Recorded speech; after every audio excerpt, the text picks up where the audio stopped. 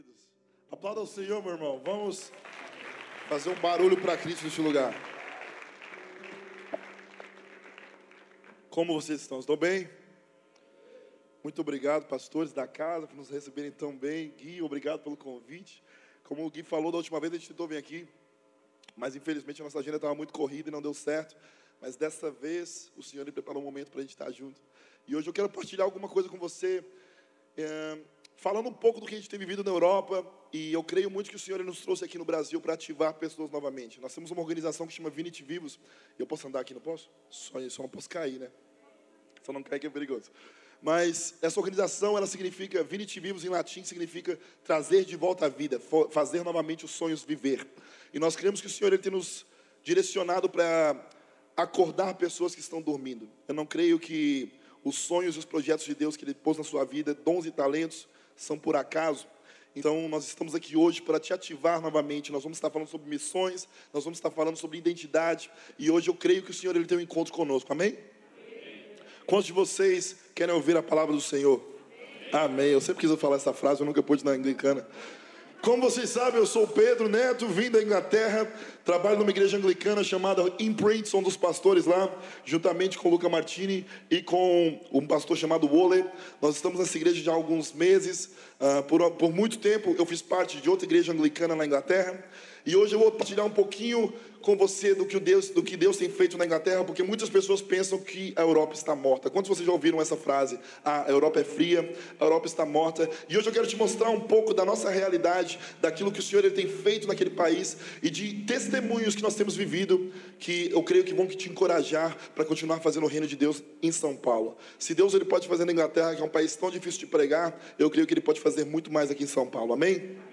Vai ser lindo. Então, meus queridos, trago aqui comigo a mulher mais linda do planeta Terra, minha esposa, Ana Laura. Por favor, levante, para que as pessoas apreciem a beleza de Cristo. Essa é minha esposa, Ana, casada comigo há 11 anos. Estamos aí. Trago comigo também a Isadora, escritora, trabalha comigo. Levante, Isadora. Isadora tem um livro aqui com ela hoje, muito bom, que eu vou falar mais tarde. Isadora, muito boa, escreve muito bem, prega muito bem. Ela que devia estar pregando, mas ela me deu a oportunidade hoje e a honra de pregar no lugar dela. Então, meus queridos, eu nasci num lar que não era cristão, nasci numa família espírita, e aos 3 anos de idade os meus pais se converteram. Os meus pais se converteram e eles decidiram que, olha, será que eu posso ter um tecladista tocando? Se tiver um tecladista aí, abençoado. Que eu senti aqui, eu estou assim, nossa, então a minha voz sem uns pads fica mais fraca.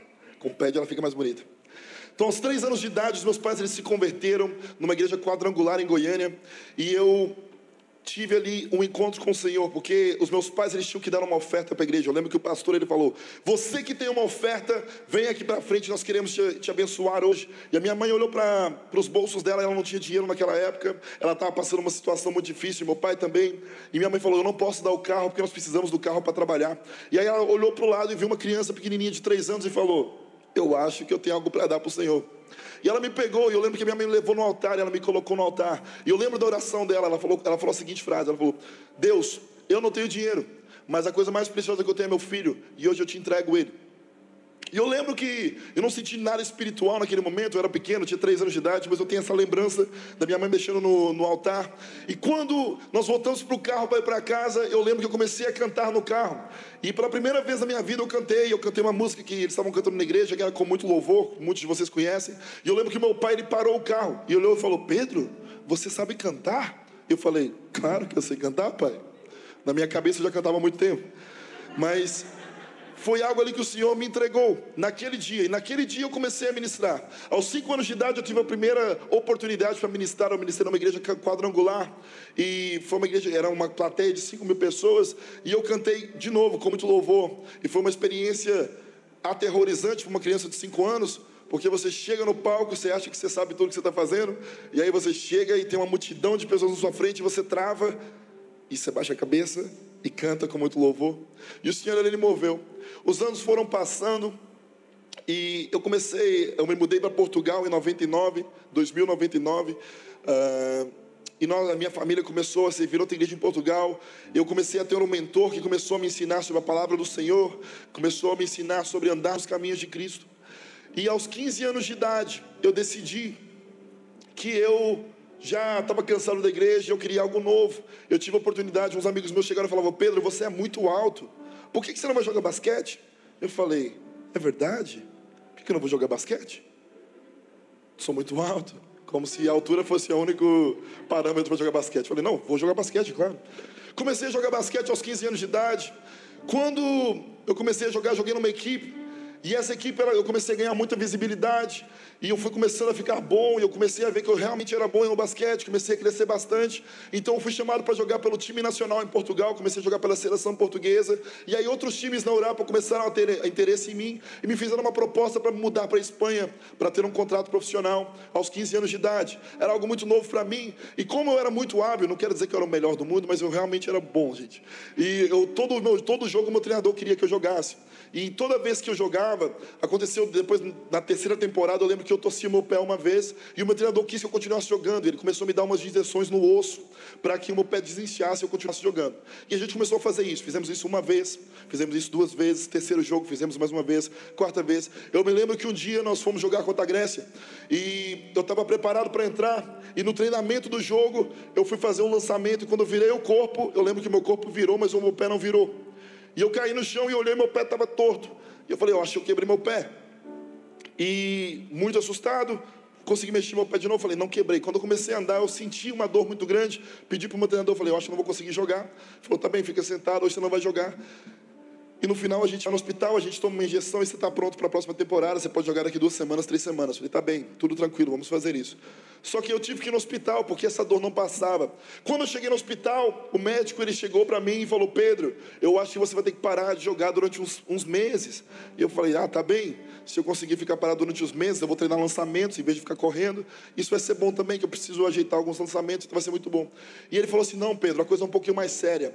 O seu osso ele está podre por dentro, e isso gerou um câncer, um tumor cancerígeno dentro do seu osso. E provavelmente nós vamos ter que amputar a sua perna. E eu tinha 15 anos, então foi um choque muito grande, porque eu já comecei a pensar: tudo na minha vida vai dar errado.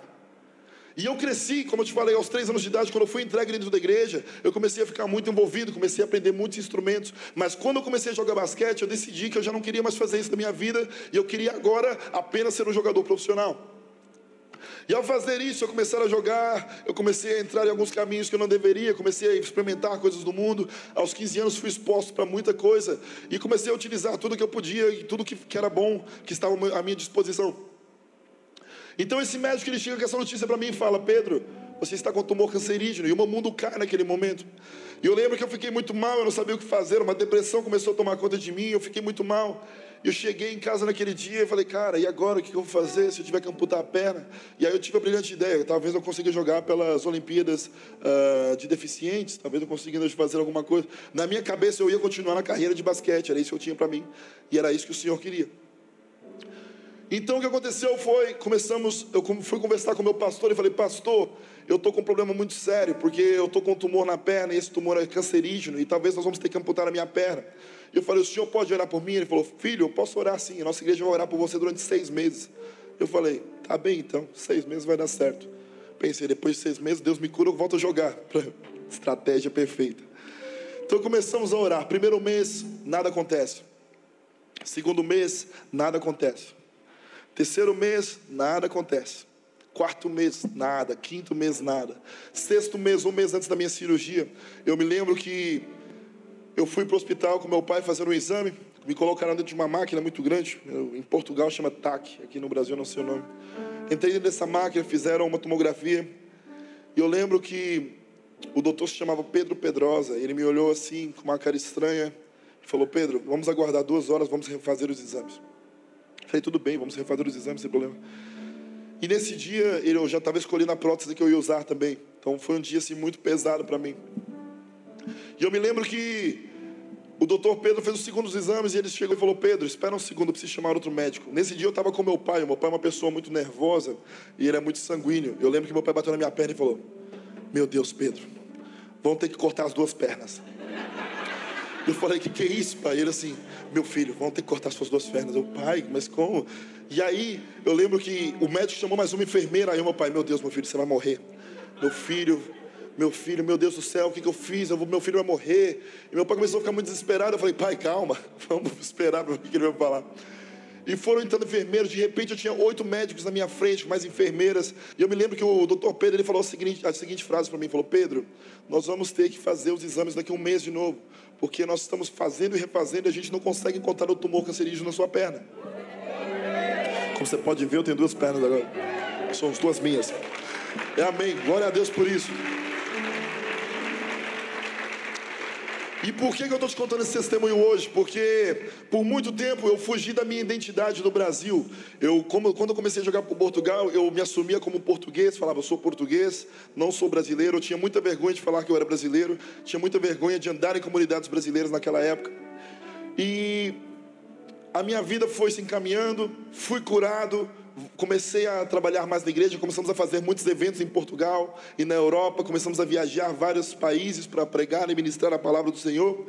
Enquanto nós fazíamos isso, nós fazíamos ajuntamentos de jovens na Europa, isso nos anos 2009, 2008, muitos jovens, centenas e às vezes até milhares de jovens juntos em conferências, e o Senhor começou a soprar o nosso nome ali em Portugal. E eu me lembro que em 2015, quando tudo estava muito perfeito, o nosso ministério estava muito estabelecido em Portugal, muitos dos pastores que hoje em dia eu vou pregar na igreja deles, ou vou ministrar, são pastores que se converteram naquela época que nós ministrávamos em Portugal. Então nós deixamos ali um legado naquela geração de pastores em Portugal, dos anos de 2008 até 2015. E aí o que aconteceu foi, em 2015, eu fui para a Inglaterra ministrar numa conferência, e quando eu voltei, eu estava tomando banho, e o Senhor falou comigo no meu banho. Quantos de vocês o Senhor fala com você no banho? É o melhor lugar, gente. Se você nunca tentou, vai para o banheiro e começa. Meu irmão, parece que a frequência ali é mais rápida. É um negócio que vai direto para o céu. E eu lembro que o Senhor ele falou bem claro para mim, Pedro, está na hora de parar. E na hora que ele falou isso, a imagem que veio na minha cabeça foi o nosso ministério em Portugal. Eu tinha plena convicção que era para nós pararmos. Mas eu não tinha muita noção daquilo que o Senhor estava preparando para a gente. E eu falei, Senhor, mas o que é isso? Eu lembro que eu fui conversar com a Ana, eu saí do banho, e eu falei, meu amor, acho que está hora de eu sair do ministério. Eu lembro que ela ficou muito normal na hora, ela não ficou nem surpresa, ficou muito bem. E nessa noite eu dormi. E quando eu fui dormir, eu tive um sonho. E nesse sonho o Senhor me dava uma chave de uma cidade chamada Leicester. E Ele também me dava uma carta. E nessa carta existia um selo de reis. E falava assim, hoje eu te dou uma terra de reis e rainhas. E eu me lembro que acordei. E eu tinha plena convicção que eu tinha que me mudar para a Inglaterra. Eu cheguei para a Ana, minha esposa, e falei, Ana, o Senhor está me falando, eu tenho plena convicção que nós temos que nos mudar para a Inglaterra. E eu lembro que ela falou uma frase só que as esposas geralmente falam. Ela falou, é bom que seja Deus. Eu falei, tá bem, acho que é Deus sim. Eu lembro da cara dela, é bom que seja Deus. Eu falei, não, vai ser Deus, eu creio sim que é o Senhor. Nessa hora eu falei, Senhor, que o jejum funcione, que seja o Senhor mesmo. Em 2015, final de 2015, novembro, eu me mudei para a Inglaterra. Sem conhecer ninguém, sem ter nenhum contato de pastor. Alguns pastores que nós ministrávamos lá moravam em outras cidades. E eu fui para uma cidade chamada Leicester, por acaso. Fui para uma cidade chamada Leicester. E eu já tinha me esquecido daquele sonho que o Senhor tinha me dado. Quando cheguei nessa cidade, uma amiga minha falou, cara, encontrei uma igreja que é a sua cara, tu deveria ir lá. Eu falei, cara, vou lá. Cheguei nessa igreja, era uma igreja anglicana. Não tinha luzes, não tinha telão, não tinha uma banda boa. A galera era só velhinhos. E aí eu lembrei da minha amiga. Eu fiquei pensando, o que ela viu que era parecido comigo, que era a minha cara nessa igreja. Fiquei, será que tinha alguma coisa realmente? E eu me lembro que eu cheguei num culto de Natal que chama Christingle. Christingle na Inglaterra é um culto onde eles explicam o Natal para as crianças. Mas agora visualize isso comigo. Eu cheguei na igreja, eles estavam dando laranjas com uma vela em cima, pegando fogo, com espetinhos, com docinhos dos lados. E entregavam isso para a igreja. Se você no Brasil passa numa esquina e vê isso, você fala, isso é macumba. Certeza. Você tem certeza. Eu falaria na Inglaterra, se eu visse aqui no chão, eu falava, olha, macumba. Pode nem chutar. Tem que tomar cuidado com esse negócio. E eu lembro que eu olhei para a igreja e falei, mas o que é isso que está acontecendo? Estão distribuindo laranja com uma vela em cima pegando fogo, com espetinho, com docinho, e a galera está falando em línguas. que está acontecendo? E eu lembro que o pastor começou a explicar, ele falou assim, a laranja simboliza o mundo, a vela é Jesus, e os espetinhos com doces são as coisas boas que Jesus traz para a gente. Eu fiquei, nossa, que analogia estranha para explicar o Natal para uma criança, mas funcionou. E esse foi o meu primeiro culto anglicano, e eu me lembro que nesse culto eu senti muita paz no meu coração. Eu falei, por algum motivo, o Senhor quer que eu fique nessa igreja. E nesse dia eu conheci um velhinho chamado Wally. E esse velhinho olhou para mim e falou assim, você, menino alto, você tem cara de músico. Falei, amém, sou eu mesmo. Ele assim, você devia se conectar com aquela pessoa, ele é o nosso pastor de adoração. E aí eu me virei, gente, esse velhinho sumiu. E por meses eu achei que era um anjo. Até eu encontrar ele na cantina de novo, meses depois. Mas eu jurava, eu falava assim, gente, foi um anjo que falou comigo. Um anjo, mas não, era realmente só um velhinho da igreja. Eu encontrei ele meses depois, eu lembro que eu olhei e falava, olha, eu achava que tu era um anjo. É muito bom. Porque um velhinho britânico, olhinho azul, cabelinho branco, coisa mais linda. Eu falava, olha, um anjo. Mas pronto, ele me indicou, conversei com o pastor de adoração. E esse pastor, ele me disse o seguinte, olha, eu estou precisando de um músico para tocar comigo, porque eu estou participando de uma competição aqui na cidade, e essa competição de bandas, eu preciso de um músico, você sabe tocar o quê? Eu falei, cara, o que você precisa que eu toque? Ele falou, bateria. Eu falei, toco? Brasileiro é fominha, né? A gente quer fazer alguma coisa. Eu falei, vou fazer. Fui para a bateria, pau, comecei a tocar com eles. Passaram-se alguns meses, nós ganhamos uma competição, a competição de bandas da cidade, assinamos um contrato com uma gravadora, e eu comecei a tocar com muita gente. E aos poucos, aquilo que Deus tinha alinhado na minha vida começou a se desalinhar novamente. Então eu já estava agora dentro da igreja, fazendo algumas coisas, participando da equipe, servindo na igreja, e aos poucos eu comecei a sair e agora tocar com bandas no secular, porque isso era o que era certo para mim naquele momento, eu achei que era a melhor coisa a se fazer. Mas dentro de mim uma chama começou, sabe, eu acho que isso aqui não é para mim, eu acho que isso não é a coisa certa. Certo dia o pastor de adoração chegou para mim e falou, Pedro, eu estou saindo do meu trabalho, e eu estava orando, e você deveria aplicar. Eu falei, eu aplicar para trabalhar nessa igreja estranha que dá laranja para a galera? Você é doido? Nunca. Passaram-se algumas semanas, comecei a orar, e eu senti que realmente era algo do Senhor, eu deveria aplicar. Passaram-se alguns meses, apliquei, eu e minha esposa conversamos, achamos que era a melhor decisão, apliquei para esse trabalho. Aplicar é se candidatar, que ontem eu falei aplicar, o pessoal não entendeu o que era, né? Me candidatei para o trabalho, e me chamaram para entrevista, e esse pastor chama John McKinley, é um pastor muito conhecido na nação, fez muitos anos de turnê com o Randy Clark, e ele chegou para mim e falou, Pedro, eu vi aqui no seu currículo que você toca vários instrumentos. Eu falei, sou eu mesmo. E você também sabe produzir música? Eu falei, eu mesmo. Você também consegue escrever? Eu falei, e tudo está no currículo. De repente ele fechou a cara, olhou para mim e falou, e o Senhor te deu um sonho. E nesse sonho ele te dava uma chave de uma cidade chamada Leicester. E ele também te dava uma carta, e nessa carta ele te falava que você agora tinha a posse de uma terra de reis e rainhas. E eu olhei para ele e falei, nossa, mas como? Ele falou assim, então, um profeta da nossa igreja falou que um brasileiro ia chegar aqui. E esse brasileiro, ele tocava vários instrumentos. E ele ia fazer algo grande na nossa igreja. E ele ia ser uma voz para essa nação. E nós gostaríamos de te dar o trabalho. E eu fiquei, uau, meu Deus. E eu saí daquele escritório com um peso no meu coração, porque pela primeira vez eu tinha ganhado algo porque eu era brasileiro, mesmo fugindo dessa identidade. O tempo se passou, comecei a trabalhar na igreja, nós começamos a fazer uma escola de adoração. Essa escola no primeiro ano ela teve 4 igrejas, no segundo ano ela teve 20, no terceiro ano teve 120, no quarto ano tinha mais de 400 igrejas já envolvidas nesse projeto. E nós começamos a viajar na nação ensinando sobre a adoração que vocês têm no Brasil. Nós começamos a ensinar sobre o fogo que o Brasil tem. Nós começamos a ensinar sobre a explosão do Espírito e o fogo do Espírito no local, quando os santos se juntam para adorar a Deus.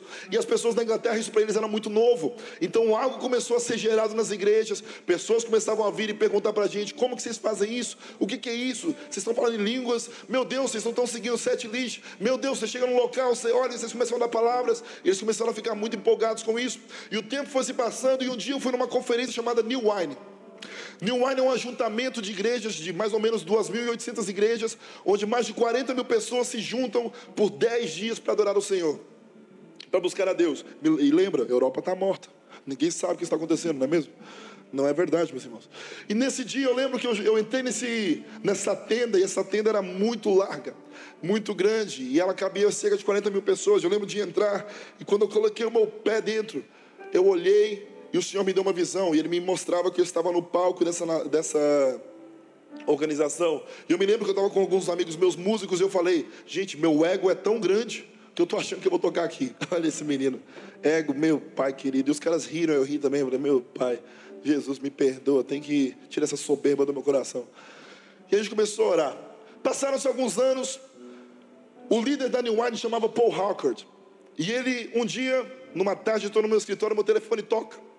E aí eu atendo, falo, alô, e ele fala assim, oi Pedro, aqui é o Paul Hawkard. E eu peguei o telefone e falei, e eu sou a rainha. Pá, e desliguei na cara dele. Porque eu pensei, por que o Paul Hawkard ia me ligar? Nunca falou comigo na vida, nunca me viu, nunca conversou comigo. De repente, meu telefone toca mais uma vez. E ele fala, Pedro, é o Paul Hawkard, não desligue. Aí eu falei, Paul Hawkard, a ligação caiu. Como você está? Tudo bem? Nós começamos ali um papo. E ele me falou, Pedro, a New Wine está mudando. Durante muitos anos nós tivemos líderes da Inglaterra, líderes muito conhecidos, de muitas canções que vocês cantam aqui no Brasil. E ele começou a me falar, mas o Senhor, Ele tem nos chamado a atenção para algo novo. E nós cremos que o que nós precisamos para essa nova estação não está na Inglaterra, é algo de fora. E eu tenho visto o que você tem feito na nação. E eu gostaria de te oferecer a posição de pastor de adoração para todas as 2.800 igrejas. E você vai ser responsável por gerar essa nova geração de adoradores dentro da New Wine. E eu falei, cara, eu vou orar. 6 semanas depois que eu estive orando e jejuando, voltei e falei, eu aceito, vou fazer isso. E nós começamos, meus irmãos. Começamos esse grande trabalho na nação. E o que aconteceu foi, depois de alguns meses, tivemos o nosso grande ajuntamento das 2.800 igrejas. E foi um grande campo de verão, muitas pessoas. E eu me lembro que nós estávamos preparando para fazer uma gravação ao vivo de músicas para a New Wine. Todos os anos nós fazemos gravações ao vivo. E essa gravação, nós tínhamos investido muito dinheiro, estava muita coisa pronta. E eu me lembro que quando eu cheguei na frente das 20 mil, 30 mil pessoas que estavam, e eu cheguei no palco para ministrar, na hora que eu fui encher o pulmão para cantar, o Senhor falou, espera. E eu segurei, e a banda ficou me olhando, eu falei, gente, se deu sinal para eles, todo mundo ficou me esperando. E eu fiquei, e agora? E o Senhor falou, espera. E gente, quando você está numa situação constrangedora, esperar 30 segundos parece uma hora. Só que eu esperei 5 minutos. E eu fiquei 5 minutos em silêncio. Eu lembro que eu fiquei assim, ó. E eu estava esperando alguma coisa sobrenatural acontecer. Um vento do Senhor vir e derrubar a galera inteira. Mas uma unção do Benihim vinha fazer assim, ó. E cair metade da igreja. E nada. Eu não sentia nada. Eu só sentia que era para eu esperar. Passou-se alguns minutos, quase 5 minutos. Eu lembro que o Senhor falou no meu coração, agora cante Jesus. E eu comecei a tocar uma melodia no meu violão. E aí eu puxei uma melodia, eu comecei a cantar Jesus. Eu cantei Jesus uma vez, 2, 3, 4. Na 5ª ou 6ª vez, eu me lembro que do lado esquerdo da multidão, uma senhora, ela pegou o seu filho e colocou no pescoço. E ela começou a pular muito, ela ficou muito feliz. E todas as pessoas ao redor dela, que eram da igreja dela, começaram a pular muito. E eu, numa conferência gigante, anglicana, olhei e falei assim, poxa, olha os pentecostais ali, ó. Fazendo bagunça, essa galera sempre bagunceira, meu pai. Lá já estão, ó, daqui a pouco esperando, vão vir aqui para frente, vai começar a puladeira, meu pai. E eles começaram lá a pular e eu fiquei, Deus, e agora? Olha aí o que está acontecendo, pai. O Senhor me mandou esperar e agora a galera está fazendo bagunça. Poxa, não dá. E eu lembro que o Senhor falou, pode começar a cantar. Fizemos a gravação ao vivo, tudo correu muito bem. Foi uma noite de louvor e adoração normal. Nada de sobrenatural no físico, no natural aconteceu aos nossos olhos. Fomos dormir, no outro dia de manhã o Paul Hawkard me ligou e falou assim, Pedro, hoje de manhã, depois do primeiro set de adoração, uma pessoa quer dar um testemunho. Eu falei, tá bem, pode vir por favor. E eu me lembro que eu vi essa mulher vindo para o palco, eu falei, nossa, é a mulher que estava com o menino. Eu falei, lá vem um testemunho pentecostal. Pensei comigo, que eu sou meio anglicano, estou aprendendo ainda com as outras denominações. Agora eu amo todo mundo, gente. Eu estou mais pentecostal do que eu imaginava. E eu me lembro que ela chegou no palco e ela foi contar um testemunho. E a primeira coisa que ela falou foi, então, o meu testemunho é que eu não consegui dormir ontem. E eu lembro que eu olhei para os músicos e falei, nossa, que testemunho, hein? Forte. Não consegui dormir ontem, poderoso. E ela falou assim, então, eu não consegui porque o meu filho pediu para eu ficar conversando com ele a noite inteira. Falei, relacionamento de mãe e filho, né? Que testemunho forte, muito bom. De repente, meus irmãos, ela fala essa frase: o meu filho, ele é surdo de nascença. E ele foi curado ontem, durante aquele momento. E eu lembro que quando ela contou esse testemunho, nesse summer camp, nesse campo de verão, muitos milagres aconteceram, que até hoje nós recebemos testemunhos de pessoas que nos encontram e falam: olha, naquele verão eu estava muito depressivo, a depressão foi embora. Naquele verão eu estava tomando remédio para ansiedade, eu parei de tomar. E com muitas coisas aconteceram naquele summer camp. E tudo isso aconteceu porque um brasileiro decidiu andar na identidade que o Senhor chamou ele para ter. E hoje eu quero te chamar para isso, porque muitas das vezes, meus irmãos, nós começamos a andar nos sapatos e nas capas de autoridade que não são nossas. Quantas vezes eu subi na plataforma para ministrar, tentando copiar outros ministros? Quantas vezes eu tentei pregar com outras pessoas e nunca deu certo? E eu ficava frustrado, porque eu falava: Deus, por que não dá certo? Todo mundo faz desse jeito. Porque não era do jeito que o Senhor tinha me chamado para fazer. E hoje eu quero partilhar um pouquinho. Isso foi uma introdução, brincadeira. Estou quase, gente. Estou vendo aqui meu tempo aqui. É que eu sou anglicano. Meus cultos são só de meia hora. Brincadeira, não, são longos. Mas hoje eu quero partilhar um pouquinho com você sobre identidade. Por que eu quero partilhar isso? Porque eu creio que o Senhor está levantando uma geração de pessoas que sabem quem elas são em Cristo. E a única coisa que o diabo ele tenta fazer é fazer você perder a sua identidade de filho. Quando você para de entender aquilo que o Senhor depositou na sua vida, que você é único, que você tem algo que só você carrega, e que todos os dons e talentos que o Senhor colocou na sua vida, eles não estão aí por acaso, algo transformador que pode acontecer numa nação. Um dia, nós sabemos a história, um dia um jovem, ele foi na casa de John Wesley, e ele se ajoelha e ele ora num grupo de amigos, e ele fala: Senhor, faça novamente.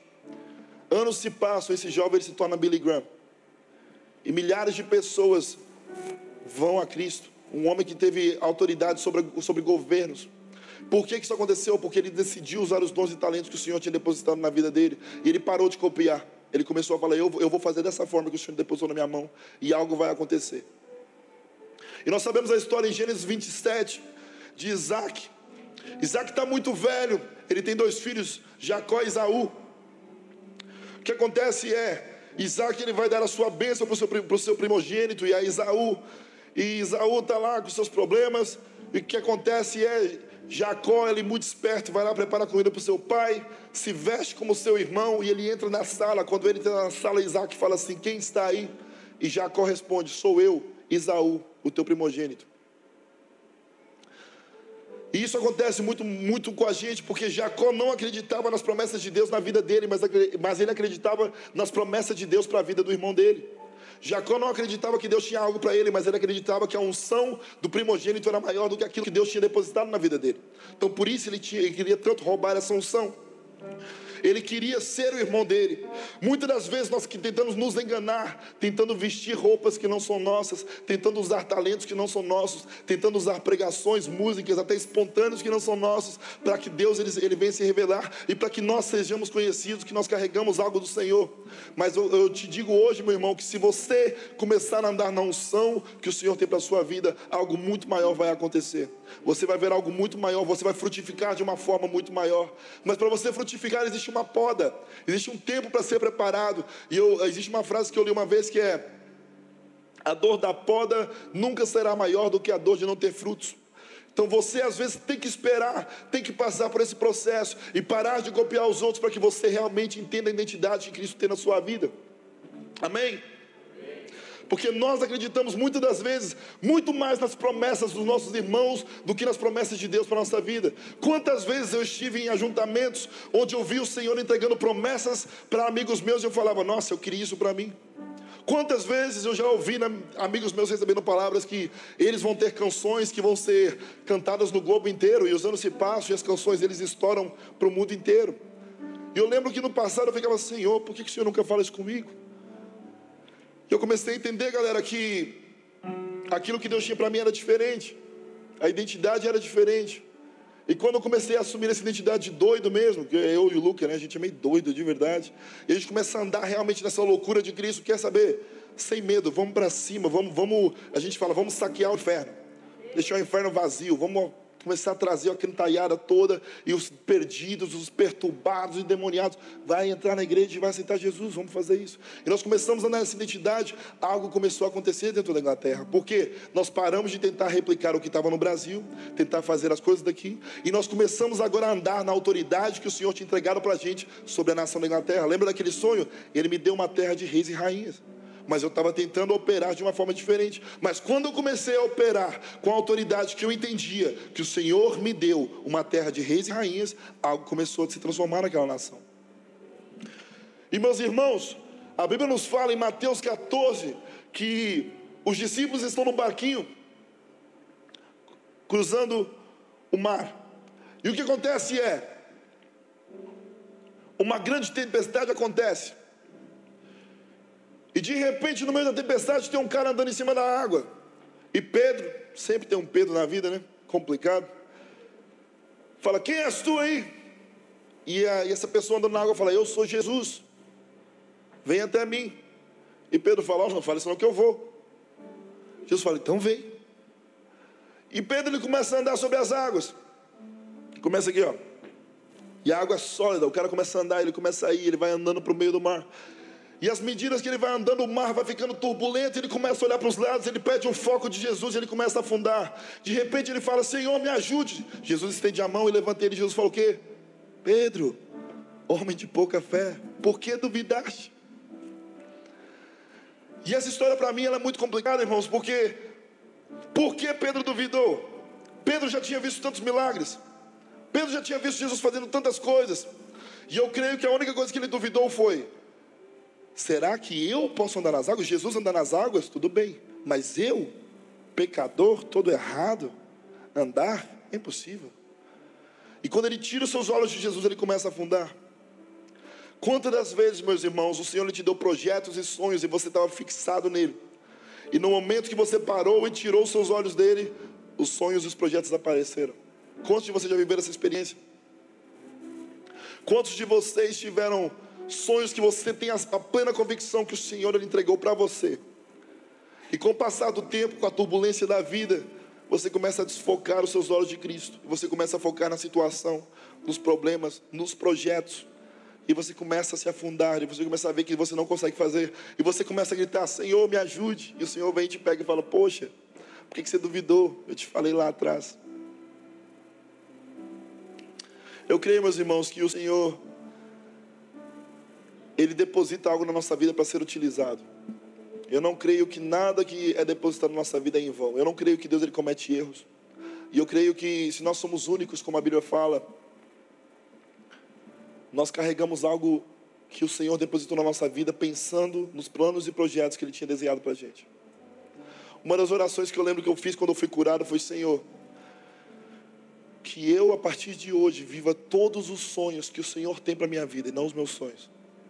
Que eu viva todos os projetos que o Senhor tem para a minha vida, não os meus projetos. Isso é difícil, meus irmãos, porque muitas das vezes nós temos que passar e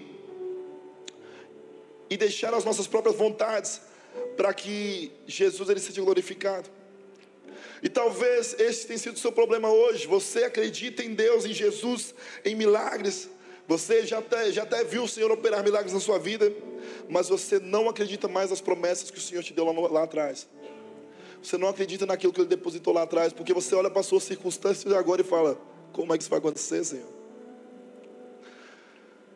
Hoje na nossa igreja na Inglaterra, nós estamos começando agora no final de abril o nosso 6º culto, por domingo. Nós temos cerca de 700 jovens na nossa igreja. E por que eu te falo isso? Porque em setembro do ano passado a gente tinha só 2 cultos. Em setembro do ano passado a gente tinha feito até agora, se não me engano, 5 batismos, 5 cultos de batismo. Desde 1980 não existia um culto de batismo na nossa igreja. Desde 1975 a igreja esteve fechada porque a congregação toda morreu e não existiam jovens para continuar aquilo que o Senhor tinha depositado lá. Só esse ano nós já fizemos 2 cultos de batismo.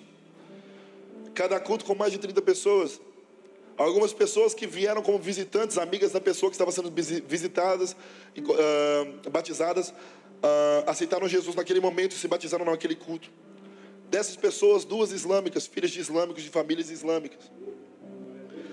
E por que eu estou te contando isso? Porque se Deus pode fazer isso na Inglaterra, meu querido, Ele pode fazer muito mais aqui.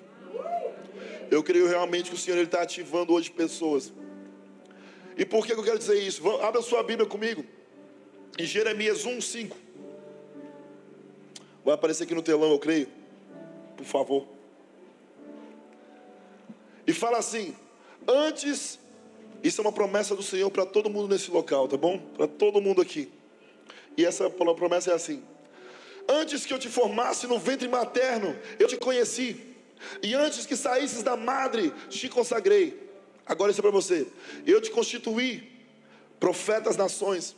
Eu te constituí pastor às nações.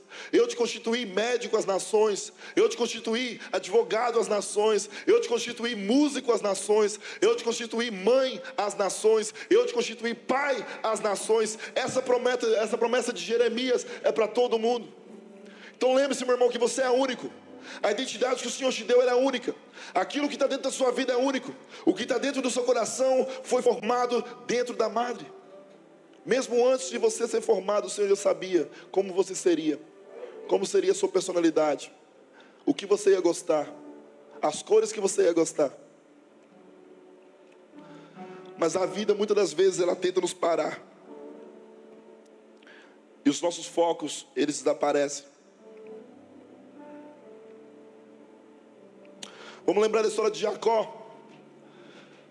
Como eu te falei, o Jacó, ele vai e fala para Isaac: eu sou Esaú, seu primeiro filho. Anos se passam, meus queridos. Jacó, um dia ele vai lutar com um anjo.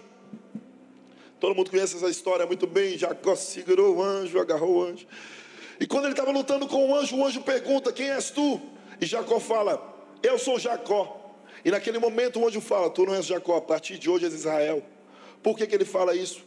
Porque no momento que você encontra Cristo, que você foca em Cristo, Ele te dá uma nova identidade. E é isso que você carrega de hoje em diante. Todos vocês aqui já foram transformados uma vez. Todos vocês já encontraram Cristo um dia. E você tem uma nova identidade. Tudo o que passou, meu irmão, se passou. Quem você era, você já não é mais. Aquilo que te afligia no passado já não te aflige mais. O que você fez que te condenava foi apagado na cruz. E hoje eu vim aqui para te dizer que o Senhor, Ele tem uma nova identidade para você. Às vezes nós ficamos esperando que nós vamos vir aqui nos domingos e nós vamos receber uma palavra extremamente teológica, explicando as cores das sandálias de Jesus Cristo andando sobre a cidade de Jerusalém. E meus queridos, não. Muitas das vezes o Senhor nos traz aqui só para te lembrar quem você é, o que você carrega. E hoje eu quero orar por você, porque eu creio que existe uma porção sobre a nossa vida. E essa porção não significa que nós somos melhor ou melhor que ninguém, não. Mas existe uma porção que nós entendemos quem nós somos, e nós temos despertado jovens e adultos para entenderem quem eles são em Cristo.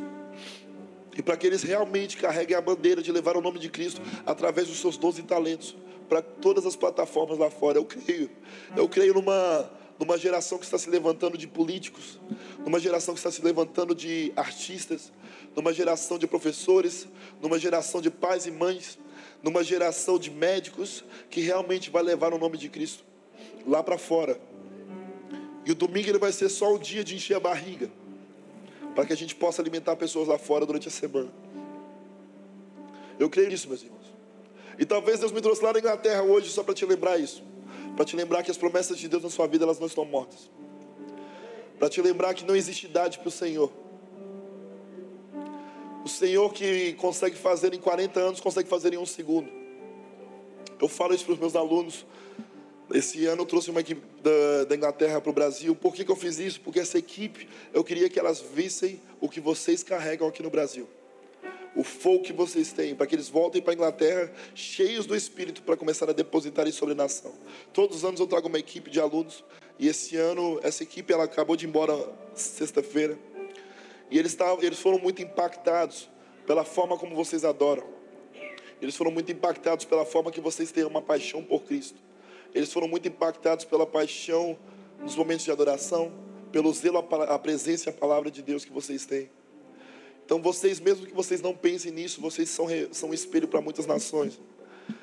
E eu creio, meus irmãos, que hoje o Senhor Ele preparou esse encontro para alguns se lembrarem que você foi chamado para as nações, para alguns se lembrarem que você foi chamado para o Brasil, para alguns se lembrarem que aqueles dons e talentos, aquelas canções, poesias, pinturas, projetos que você tem sociais no seu caderninho em casa, que estão esquecidos por anos, ainda existe tempo. Eu quero convidar você para que eu possa orar por você, pode ser? Vocês estão bem? Estão acordados? Se tiver alguém dormindo do seu lado aí, fala assim, acorde agora em nome de Jesus. Eu ouvi alguém falando.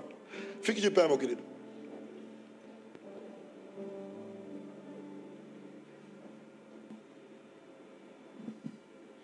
Antes de nós orarmos, tem 2 grupos específicos que eu quero orar. Mas a Isa, que está comigo hoje, minha esposa também, pastores da casa, por favor, equipe, nos ajudem a orar pelas pessoas. Nós temos algo do Senhor para entregar aqui para vocês. Nós estivemos orando antes de vir para cá. Nós temos algumas palavras. Nós cremos muito em palavras de conhecimento. E eu creio que, às vezes, o Senhor, Ele prepara encontros. Mesmo antes de nós pensarmos em ir para o culto, Ele já sabia que você ia estar aqui. Ele já falou assim, olha, não vou perder essa oportunidade. Porque eu falo, Deus não pede uma oportunidade, nós que perdemos. Então, se você convida Ele para fazer alguma coisa, Ele faz. Então, o primeiro grupo que eu quero orar hoje é você, que tem projetos e sonhos que você sabe que o Senhor te deu. E durante essa palavra, seu coração tem queimado, suas mãos têm queimado. Você não para de pensar nos projetos, até ideias novas estão surgindo agora. Eu quero te convidar aqui na frente, que nós queremos orar por você, para que esses sonhos sejam ativados novamente em Cristo. Não perca essa oportunidade, meu querido. Só venha na frente sem medo. Vamos orar por você hoje. E o segundo grupo que eu quero orar, pode chegar bem para frente mesmo. E o segundo grupo que nós queremos orar é você que sente que você foi chamado para as nações ou para as missões. Você sente que o Senhor Ele tem te chamado para as missões. Eu creio que muitas pessoas foram chamadas para missões fora do Brasil, mas eu também creio que muitas pessoas foram chamadas para missões dentro do Brasil. Nosso Brasil precisa de missões. Nosso Brasil precisa de missionários. E se essa pessoa é você, eu também te convido a vir aqui na frente. E nós vamos precisar de muito pastor para orar, porque tem muita gente. Então, por favor, os pastores da casa nos ajudem. A Isa vai falar algumas palavras que ela tem no coração, que ela tem sentido. Depois a banda vai começar a tocar e nós vamos descer para orar por vocês, tá bem? E você que não veio na frente, se nenhuma das palavras você sente que ela é direcionada a você hoje, você vai fazer parte desse momento com a gente, intercedendo por eles. Quero que vocês cantem sobre eles, eu quero que vocês levantem as suas mãos, profetizem sobre eles, meus irmãos. Vamos juntos hoje ser uma família, intercedendo para os nossos irmãos e irmãs, para que o Senhor Ele estabeleça os seus planos e sonhos dentro da vida. Talvez aqui nesse amontoado de pessoas, temos os próximos Billy Grahams, nós temos os próximos John Wesley, os próximos Spurgeons, pessoas que vão se levantar contra a cultura, pessoas que vão ser vozes dentro do governo, pessoas que vão ser vozes dentro da televisão com princípios cristãos, levando jovens para Cristo novamente, levando a nova geração para Cristo. Pessoas que elas estão preocupadas em serem pais e mães espirituais, pessoas que não estão preocupadas sobre a plataforma, mas elas estão preocupadas em trazer pessoas com caráter de Cristo para a plataforma. Então vamos orar juntos, por favor, Isa. Amém. Paz, igreja. Eu sinto que o Senhor está trazendo um ambiente de arrependimento nesse lugar. Quando o Pedro estava ministrando louvor, eu estava conversando com Deus e o Senhor me mostrava muitas pessoas tomando caminhos independentes. E esses caminhos independentes eram por medo. Medo da falta, medo das suas finanças talvez não darem certo, medo até mesmo da sua família não ser suprida. E o Senhor falava comigo, filha, só geram frutos eternos aqueles que decidem trocar as suas próprias prioridades pelas minhas prioridades. E o Pedro, eu não sabia que o Pedro ia falar hoje sobre focar em Jesus e muitas vezes se esquecer. Não foi combinado. Não foi. E ele começou a falar muitas vezes do Senhor nos deu sonhos e quando nós paramos de olhar para Jesus, nós nos esquecemos desses sonhos. E eu creio que hoje é um dia de nós nos arrependermos desses caminhos independentes que nós tomamos. A Bíblia que nós pegamos e começar voltar para o lugar que o Senhor nos chamou. A Bíblia nos diz em Mateus 6 sobre os lírios do campo, e eu creio que muitos de nós conhecem essa passagem, e é uma passagem muito linda que diz que Deus cuida da sua criação. Só que eu, particularmente, eu nunca vi um lírio falando assim, não, eu não vou me submeter ao outono. Eu não vou me submeter ao inverno de Deus na minha vida. Eu não vou me submeter à primavera de Deus na minha vida. Eu não vou me submeter a esse deserto. Não. Ele passa e vive por todas as estações, por tudo aquilo que o Senhor chama ele para viver. Então hoje é um dia de nos submetermos novamente ao tempo, à estação e ao modo que o Senhor tem tratado conosco, tem tratado a nossa vida nesse tempo. O Pedro falou sobre muitas vezes termos que esperar, sobre muitas vezes ser confuso, mas nesses momentos o Senhor nos chama para permanecermos. Então hoje eu quero te convidar a ter essa postura de arrependimento se talvez você se desviou, ou saiu, ou se esqueceu dos planos de Deus para a sua vida. Existem muitas pessoas lá fora esperando o seu sim. Existem muitas pessoas lá fora que você vai alcançar com aquilo que o Senhor depositou na sua vida. Amém? Nós vamos orar por vocês e se você quiser uma oração específica, a gente vai estar aí.